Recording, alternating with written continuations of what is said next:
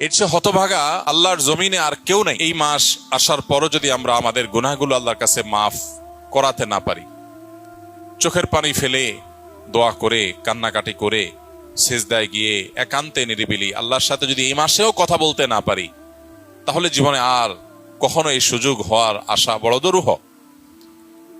এর চেয়ে হতভাগা আল্লাহর জমিনে আর কেউ নেই যে ইসলাম গ্রহণ করার পর মুসলিম হয়েও রমাদানের সুফলটা আদায় করতে পারলো না। তার চেয়ে হতভাগা আর কেউ নাই।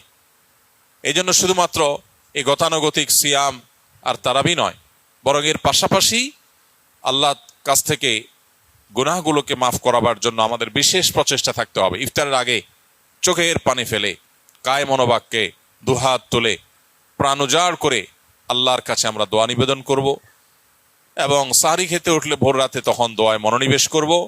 চলতে ফিরতে উঠতে বসতে আল্লাহকে স্মরণ করব। মোবাইলে সোশ্যাল মিডিয়াতে বিভিন্ন চোখের জেনা, কানের জেনা, বিভিন্ন রকমের যে গুনাহগুলো হয় সেগুলোর পথগুলো সব বন্ধ করব ইনশাআল্লাহ।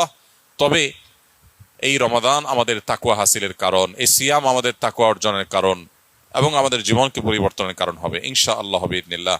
আল্লাহ রাব্বুল আলামিন আমাদের সবাইকে এই রমাদানের সর্বোচ্চ সদ্ব্যবহার করার তৌফিক দান করুন।